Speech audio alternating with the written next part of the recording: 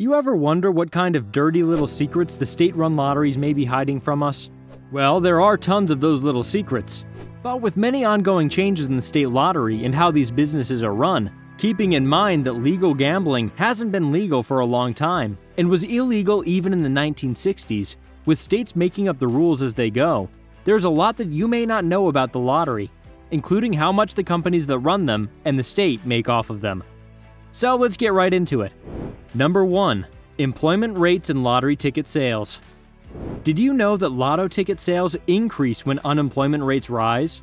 And according to a study conducted in 1994 by Indiana University's John Mixell, lottery sale rates go up when the unemployment rates rise because of the high number of people playing the lottery thanks to the financial hardships faced and the fact that these unemployed individuals get desperate quite quickly.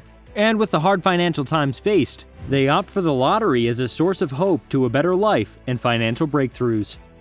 These findings were backed by a new report in the New York Times that showed the spike in the number of lottery ticket sales in 2008 and during the lockdown in 2020, thanks to the COVID-19 pandemic. With the lockdowns continuing into 2021 and more people finding themselves out of jobs, the sales for the Powerball and Mega Millions lottery tickets went up, as did the payouts. All this pointed to the fact that more people hoped there was a possibility of winning the lottery.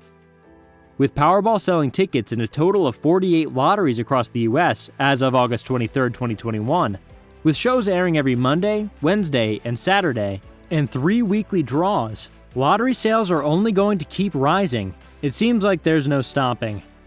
Please note that when Powerball was established on April 22, 1992, it only had 15 lotteries. There's also belief that the higher the number of lottery tickets you buy, the higher the chances of winning. Unfortunately, doing this not only drives people deeper into debt and worse financial status, but also stimulates the part of the brain responsible for addiction. More and more people keep playing the different types of lotteries, all hoping to win. Myths and beliefs about the number 9. The other thing that most lottery players fall victim to is the fact that the number 9 is considered the lucky number. So, the poor and marginalized individuals use this information and continue buying the tickets, leading to worsening financial crises worldwide. Ultimately, the selling point for the lottery is the possibility of winning millions or even thousands, which is much bigger than those few bucks you've got left on you. And this not only drives up sales, but also increases sales, but leads to a downhill spiral in individuals' finances and quality of life. Commission earnings through ticket sales. The other thing that the lottery commissions and companies don't want you to know is that the lottery makes its money through commissions in ticket sales. Number 2. A rise in the number of syndicates. According to Investopedia, there's been a significant increase in syndicates across the US, specifically syndicates for purchasing tickets. And though these syndicates should be discouraged as they are against the odds, Americans keep looking for and finding more and more innovative ways to improve their chances of winning, specifically the Mega Millions jackpot. In addition to spending more money on tickets, Americans are still using the syndicate to increase their chances of winning.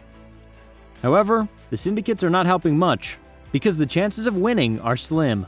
It makes us wonder if it would be better overall for people to put their money to better use instead of bearing in mind that the long-term happiness and the financial future of the winners are not secured. Not with the possibility of death or going bankrupt after a few years. While acquiring huge sums of money, such as what is won in the Mega Millions and Powerball lotteries, comes off as a nice thing, it brings forth extreme emotional reactions and other negative effects that ultimately lead to a decline in individuals' and families' quality of life. Number 3. What happens when the lottery systems are run online? Thanks to the pandemic, every kind of business has since developed an online system, and people can now buy their tickets online. Although the full rollout of the lottery systems in stores online could take a long while, as it makes it much easier to purchase the tickets, such changes that keep the money flowing affects the livelihoods of the business and retail setups, especially the brick-and-mortar stores. It also means that the smaller towns and cities will not enjoy the flow of money in the small economies, creating an overall negative impact on the societies, because the retailers will not get the commissions they get from selling the lottery tickets. The retail stores also suffer because, with no or reduced foot traffic, sales go down in general, meaning a reduced livelihood and diminished economies. Number 4. Lottery Scavengers.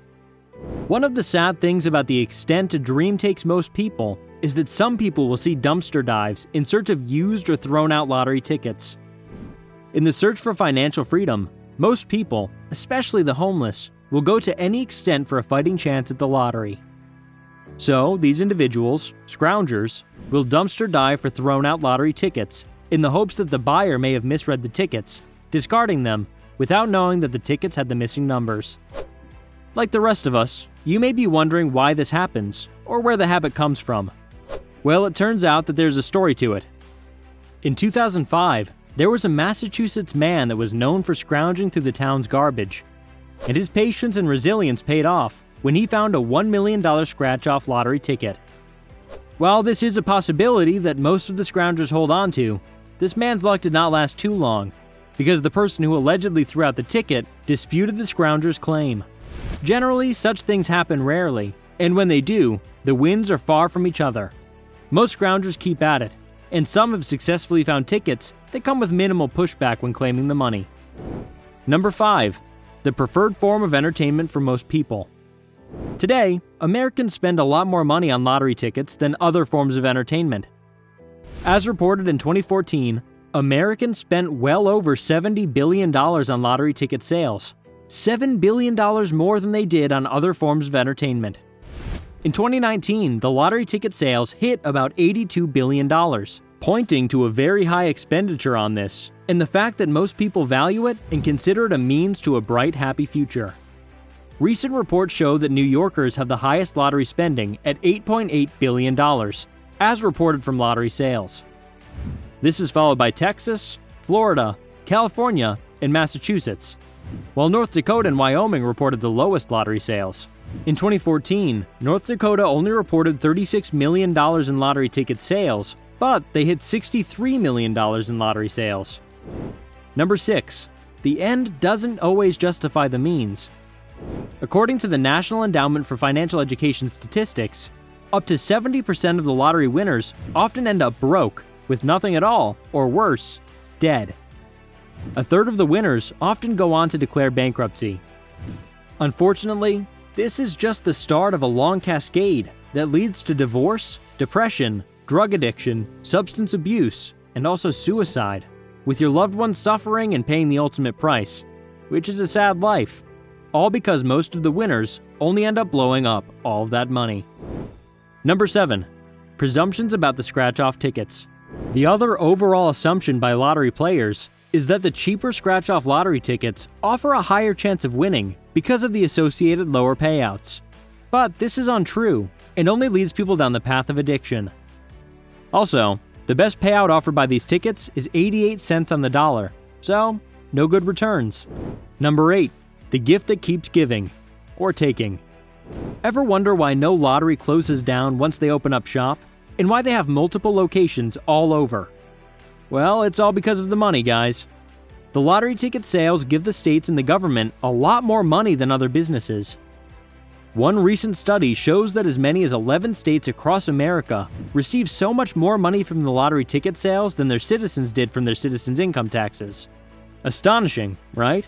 And this was in 2009, so you can imagine how much the states make today. Taxes on lottery jackpots. So how much do the states make off lottery jackpots? Generally, the state governments take a third of every lottery jackpot. And in all the 44 states that have lotteries, including Puerto Rico and the District of Columbia, each state earns 44 cents per dollar from this type of gambling. The earnings from the lotteries exceed corporate and individual taxes in some states.